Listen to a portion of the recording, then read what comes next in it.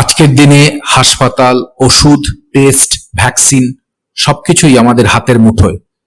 তবু একটা প্রশ্ন অনেকের মনেই আসে, কেন আমাদের দাদু ঠাকুমারা এই সমস্ত আধুনিক চিকিৎসা না থাকা সত্ত্বেও অনেক বছর সুস্থভাবে বেঁচে থাকতেন? উত্তর খুঁজলে দেখা যায় তাদের জীবনযাত্রা এবং অভ্যাসের মধ্যেই লুকিয়ে আছে রহস্য। চলুন দেখে নিই এইরকমই 5টি কারণ যা তাদের সাহায্য করত দীর্ঘদিন সুস্থভাবে বেঁচে থাকতে। 1. প্রাকৃতিক ও পুষ্টিকর খাদ্যাভ্যাস। আগেকার দিনে বাজার চলতি ফাস্টফুড, কোল্ড ড্রিঙ্ক বা কৃত্রিম ফ্লেভারের খাবার ছিল না। তারা খেতেন মৌসুমী শাকসবজি, ফল, দেশি ডাল, মাছ, দুধ ও ঘরে তৈরি খাবার। ফলে শরীরে প্রয়োজনীয় ভিটামিন, খনিজ এবং ফাইবার স্বাভাবিকভাবেই মিলত। 2.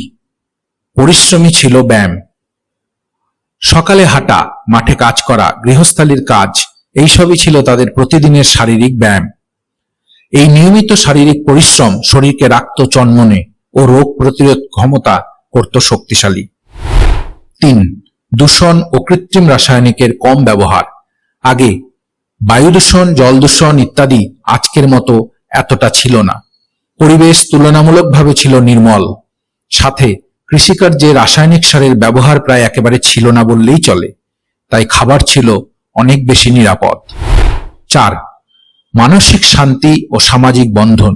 যৌথ পরিবার, পাড়ার আড্ডা, একে অপরের পাশে থাকা এসবই তাদের মানসিক চাপ কমাতো। আজকের মতো প্রতিনিয়ত প্রতিযোগিতা, চাকরির চাপ বা একাকিত্ব ছিল না। মানসিক শান্তি শরীরের রোগ প্রতিরোধ ব্যবস্থাকে সুস্থ রাখত। 5. প্রাকৃতিক চিকিৎসা ও ঘরোয়া প্রতিকার। আয়ুর্বেদ, ভেষজ ঔষধ, ঘরোয়া টোটকা এসবই তাদের প্রাথমিক চিকিৎসা ছিল। প্রকৃতির ভরসায় ছোটখাটো রোগ সহজেই সেরে উঠত আর শরীরের ভেতরের ভারসাম্য বজায় থাকত। আধুনিক চিকিৎসা আমাদের জীবন বাঁচাতে অমূল্য অবদান রাখছে, কিন্তু দাদু ঠাকুমাদের দীর্ঘায়ুর রহস্য লুকিয়ে আছে তাদের স্বাস্থ্যকর জীবনযাপন, প্রকৃতির কাছে থাকা এবং মানসিক শান্তির মধ্যে। আজকের দিনে যদি আমরা সেই অভ্যাসগুলোর কিছুটা অন্তত নিজেদের জীবনে ফিরিয়ে আনতে পারি, তাহলে আমাদেরও হয়তো সুস্থ ও দীর্ঘ জীবন হতে পারে।